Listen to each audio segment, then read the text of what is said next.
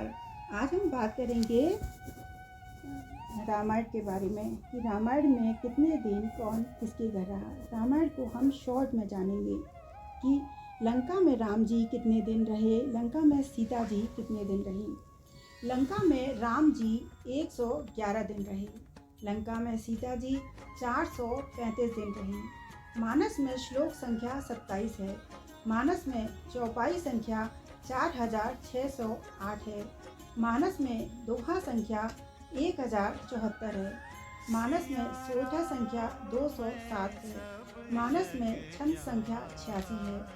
सुग्रीव ने बोला था 1000 हाथियों का बल था। सीता रानी बनी 33 वर्ष की उम्र में। मानस रचना के समय तुलसीदास की उम्र 77 वर्ष की थी। पुष्पक विमान की चाल 400 मील घंटा थी। रामादल और रावण दल का युद्ध 87 दिन चला। राम रावण युद्ध 32 दिन चला। सेतु निर्माण 5 दिन में हुआ था। नल और नील के पिता विश्वकर्मा जी थी। त्रिजटा के पिता विभीषण है। विश्वामित्र राम को लंका ले गए 10 दिन के लिए। राम ने रावण को सबसे पहले मारा था 6 वर्ष की उम्र में। रावण ने को जिंदा किया सुखेत वेद ने नाभि में अमृत को रखकर। श्री राम के दादा परदादा का नाम क्या था, नहीं जानते? तो आइए जानिए। ब्रह्मा जी से मरीच हुए और मरीच के पुत्र कश्यप थे। कश्यप के पुत्र विवस्वान थे। विवस्वान हुए और फिर विवस्वान के मनु के समय जल प्रलय हुआ था। विवस्वान के 10 पुत्रों में से एक का नाम इक्ष्वाकु था। इक्ष्वाकु ने अयोध्या को अपनी राजधानी बनाया और इस प्रकार इक्ष्वाकु कुल की स्थापना हुई। इक्ष्वाकु के पुत्र कुशी थे। कुक्षी के पुत्र का नाम विकुक्षी था। विकुक्षी के पुत्र बाण हुए। बाण के पुत्र अनार्य हुए। अनरण्य के पुत्र प्रथु हुए। प्रथु से त्रिशंकु का जन्म हुआ। त्रिशंकु के पुत्र धंधुमार हुए। धंधुमार के पुत्र का नाम युगनाशु था। युगनाशु के पुत्र का नाम मंधाता हुए। मंधाता ने सुसंधि का जन्म हुआ। सुसंधि के 2 पुत्र हुए, ध्रुवसंधि और प्रसेनजीत। ध्रुवसंधु के पुत्र भरत हुए।